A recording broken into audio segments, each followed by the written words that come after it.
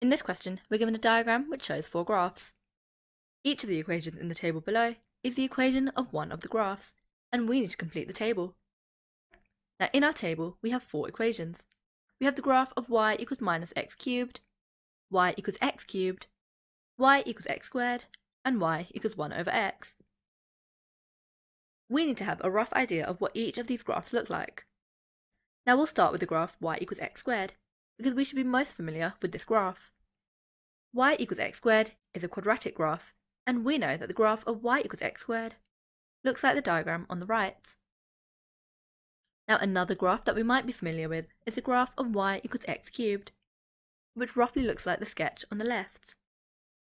Now you may not have come across the graph of y equals minus x cubed, but if you know what the graph of y equals x cubed looked like, we can use our graph transformations in order to figure out what the graph of y equals minus x cubed looks like.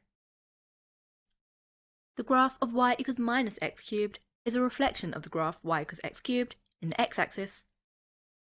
And so by reflecting the graph of y equals x cubed in the x-axis, we get a graph that looks something like this, which is the graph of y equals minus x cubed. Now the last graph is y equals 1 over x, which is a reciprocal function. Now you may not have seen this graph before, but it's important that you familiarise yourself with this graph because it could come up in your exam. The graph of y equals 1 over x looks like this. Well, now that we've drawn a basic sketch of each of the 4 graphs, we can match them to each of the diagrams above. We'll start with the graph of y equals minus x cubed, which looks like this. We can see that graph B looks like the graph of y equals minus x cubed. Now let's move on to the graph of y equals x cubed. Out of the 4 graphs, graph C is the graph of y equals x cubed. And so the graph y equals x cubed corresponds to the graph C.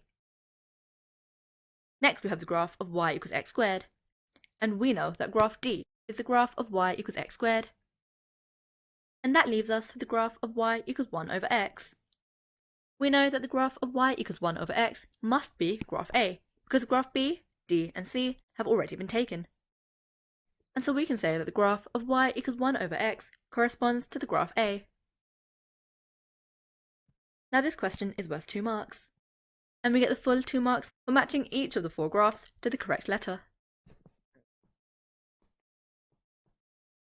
allowing us to get the full 2 marks needed in this question.